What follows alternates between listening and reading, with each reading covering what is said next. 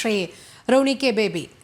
തൊഴിലവസരങ്ങൾ സൃഷ്ടിക്കുക, ദാരിദ്ര്യ നിർമ്മാർജ്ജനം, സ്ത്രീ ശാക്തീകരണം, കാർഷിക മേഖലയ്ക്ക് പുതുജീവൻ നൽകുക, ഇതൊക്കെ തന്നെയായിരിക്കും ഇത്തവണയും ബജറ്റിലുണ്ടാകുക എന്നുള്ള പുത്തൻ പ്രതീക്ഷകൾ തന്നെയാണ്. അതോടൊപ്പം നമുക്ക് മറ്റ് ചില കാര്യങ്ങളിലും കൂടി ബജറ്റ് തുണച്ചേക്കണം എന്നുള്ള പ്രതീക്ഷകൾ പങ്കുവയ്ക്കുന്നുണ്ട്. പ്രത്യേകിച്ച് നമുക്കറിയാം ഈ സൈബർ സെക്യൂരിറ്റി മേഖലകൾ, AI സാങ്കേതിക വിദ്യ, അതോടൊപ്പം ഓഹരിക്കൊരു പുത്തൻ ഉണർവ് നൽകേണ്ടതുണ്ട്, ആരോഗ്യ മേഖല, ഇതിലൊക്കെ ഒരു നീക്കിയിരിപ്പ് പ്രതീക്ഷിക്കാം എന്ന് തന്നെയാണോ കരുതേണ്ടത്?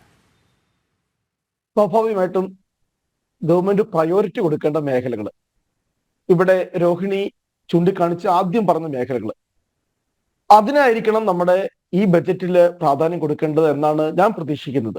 ഗ്രാമീണ മേഖലയുടെ വികസനം ഉൾപ്പെടെ, കാർഷിക മേഖലയുടെ വികസനം ഉൾപ്പെടെ, തൊഴിലില്ലായ്മ പരിഹരിക്കുന്ന നടപടികൾ ഉൾപ്പെടെ. നമ്മുടെ ഇപ്പം നമ്മൾ ഒരു ചെറിയൊരു പ്രതിസന്ധിയിലെത്തി നിൽപ്പുണ്ട്. ഞാൻ രാഷ്ട്രീയമെല്ലാം മാറ്റി നിർത്തി ഒരു അക്കാഡമിക് പോയിന്റ് ഓഫ് വ്യൂയിലൂടെ നമ്മൾ സംസാരിക്കുമ്പോൾ, കാരണം ഇപ്പോൾ വന്നിരിക്കുന്ന ഇൻഡിക്കേറ്റേഴ്സ് അല്ല. കാരണം ഇന്നലത്തെ സാമ്പത്തിക സർവേയിൽ പോലും പറഞ്ഞിരിക്കുന്നത് അടുത്ത വർഷം 2025 ഈ സാമ്പത്തിക വർഷം നമ്മള് സ്റ്റോക്ക് മാർക്കറ്റ്, ഓഹരി കമ്പോളം ഒരു വലിയ പ്രതിസന്ധിയെ, തകർച്ചയെ നേരിടാനുള്ള സാധ്യതയുണ്ട് എന്ന് തന്നെയാണ് ഇന്നലത്തെ സാമ്പത്തിക അവലോകന റിപ്പോർട്ട് പറഞ്ഞിരിക്കുന്നത്. അപ്പോൾ ഒരു തകർച്ച വരുമ്പോൾ എത്ര ലക്ഷം കോടി രൂപയുടെ നഷ്ടമാണ് നമ്മുടെ സ്റ്റോക്ക് മാർക്കറ്റ് ഉണ്ടാകുന്നത് കൂടെ നമ്മൾ ഒന്ന് മനസ്സിലാക്കണം. ലോകത്തിലെ തന്നെ എനിക്ക് തോന്നുന്നു ഇപ്പൊ രണ്ടാമത്തെയോ മൂന്നാമത്തെയോ ഏറ്റവും വലിയ ഓഹരി കമ്പോളമായി നമ്മുടെ കമ്പോളം മാറിയിരിക്കുന്നു. ഇന്നലെ വായിച്ച വാർത്ത കേട്ടിട്ട് 5 ട്രില്യൺ പിന്നെ രൂപയാണോ ഡോളറാണോ എന്നറിയില്ല, അത്രയും വലിയൊരു മാഗ്നിറ്റ്യൂഡിലേക്ക് നമ്മുടെ സ്റ്റോക്ക് മാർക്കറ്റ് വളർന്നു കഴിഞ്ഞിരിക്കുക. പക്ഷെ അവിടെ ഉണ്ടാകുന്ന ഓരോ ഇമ്പാക്റ്റും, അല്ലെ അവിടെ ഉണ്ടാകുന്ന ഓരോ ചലനങ്ങൾ പോലും വലിയ നഷ്ടങ്ങൾ നമ്മുടെ ആളുകളിലേക്ക് പിന്നെ എത്തിക്കുന്നുണ്ട്. ഇപ്പോൾ ഞാൻ പറഞ്ഞത്, ഇപ്പോൾ നമ്മുടെ മുമ്പിലുള്ള ഇന്ന് നമ്മളിപ്പോൾ ഒരു 1-1.5 മണിക്കൂറെ നമ്മളിവിടെ ചർച്ച ചെയ്തുകൊണ്ടിരിക്കുന്നു. അപ്പോൾ നമ്മളിപ്പോൾ ഉണ്ടായിരിക്കുന്ന ഒരു പൊതുധാരണ ഈ ചർച്ചയിൽ ഞാൻ മനസ്സിലാക്കുന്നത്, നമ്മൾ പ്രതീക്ഷിക്കുന്ന രീതിയിൽ നമുക്ക് എവിടെയൊക്കെയോ ചില സെറ്റ് ബാക്കുകൾ പിന്നെ ഉണ്ടായിക്കൊണ്ടിരിക്കുന്നു. അപ്പൊ അത് പരിഹരിക്കാനുള്ള നടപടികളാണ് ഗവൺമെന്റ് ഭാഗത്തുണ്ടാകേണ്ടത്.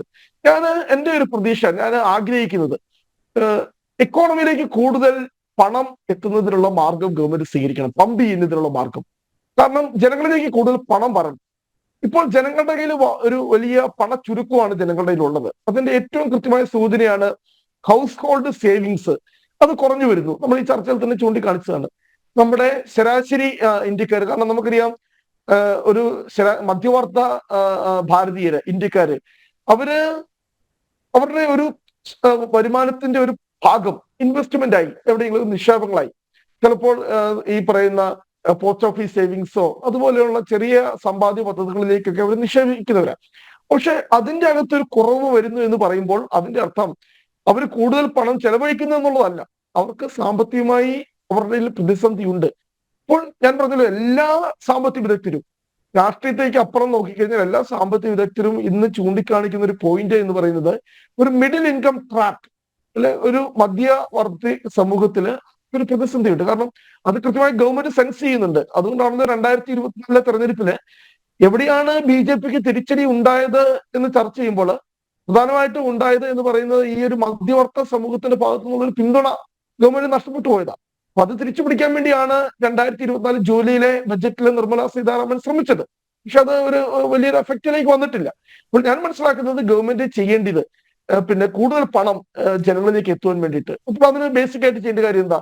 ഇപ്പോൾ ഇവിടെ ചർച്ചയിൽ ചൂണ്ടിക്കാണിച്ചതുപോലെ നമ്മൾ ഇത്രയും കാലം ഒരു കോർപ്പറേറ്റ് പീഡനം നടത്തി. പക്ഷേ ഈ കോർപ്പറേറ്റ് എന്നുള്ള വരുമാനത്തെക്കാൾ കൂടുതലാണ് ഇൻകം ടാക്സിനുള്ള വരുമാനം. ഇപ്പൊ ഇൻകം ടാക്സ് അടയ്ക്കുന്നത് കൂടുതലും ആൾക്കാരാരാ? Higher income ഗ്രൂപ്പുകാരല്ല. അതേ എന്ന് പറയുന്നത് ഒന്നെങ്കിൽ ഈ പറയുന്നത് സർക്കാർ ജീവനക്കാരോ, ഗവൺമെന്റ് ജീവനക്കാരോ, അല്ലെ കച്ചവടക്കാരോ, അങ്ങനെയുള്ള ഒരു മിഡിൽ ഇൻകം ഗ്രൂപ്പ് ആളുകളാണ് കൂടുതൽ ഇൻകം ടാക്സ് അടയ്ക്കുന്നത്.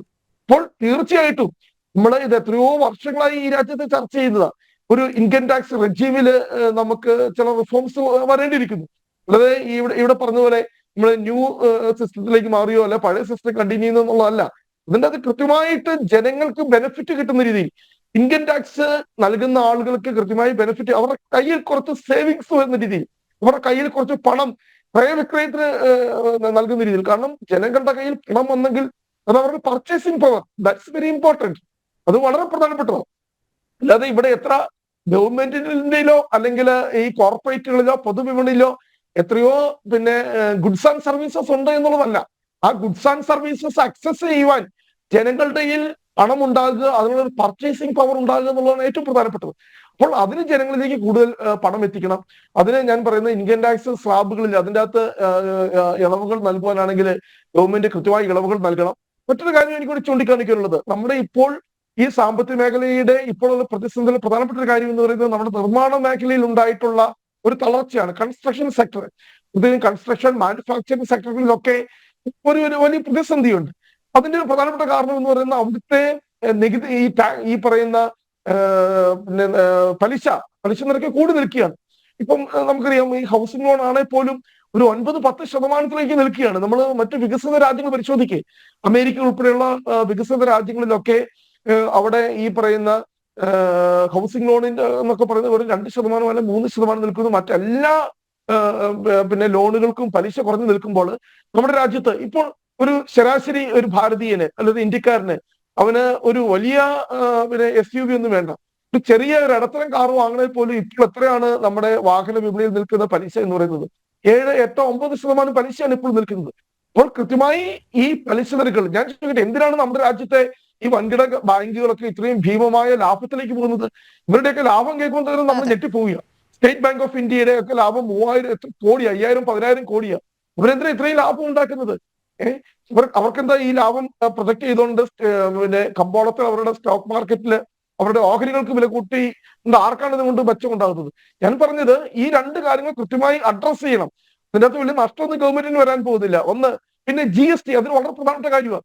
ഞാൻ പറഞ്ഞത് ഈ അവശ്യ വസ്തുക്കൾ ഉൾപ്പെടെയുള്ള മേഖലകളിൽ ഒരു GSTയുടെ റേറ്റ് കുറയ്ക്കുകയാണെങ്കിൽ അത് കൂടുതൽ ജനങ്ങൾക്ക് ആക്സസ് ചെയ്യും. ഇപ്പോൾ ഈ 2-3 കാര്യങ്ങൾ, ഒന്ന് ഞാൻ പറഞ്ഞതുപോലെ ഇൻകം ടാക്സിൽ ആവശ്യമുള്ള റിഡക്ഷൻസ് കൊണ്ടുവരണം, അതുപോലെ പലിശ നിരക്കുകളിലെ കുറവുണ്ടാകണം, GST അതിൻ്റെ അകത്ത് ആവശ്യമായിട്ടുള്ള കുറവുകൾ വരുത്തേണ്ട മേഖലകളുണ്ടെങ്കിൽ അതും കണ്ടെത്തി ചെയ്യുന്നത്. ഈ 3 കാര്യങ്ങൾ അഡ്രസ് ചെയ്താൽ തന്നെ ജനങ്ങളിലേക്ക് പണം ഒഴുകും, ജനങ്ങളുടെ പർച്ചേസിംഗ് പവർ കൂടും. അത് ആത്യന്തികമായി നമ്മുടെ ഇക്കോണമിക്ക് കരുത്ത് കൂട്ടുമെന്നാണ് എന്റെ അഭിപ്രായം. ശരി.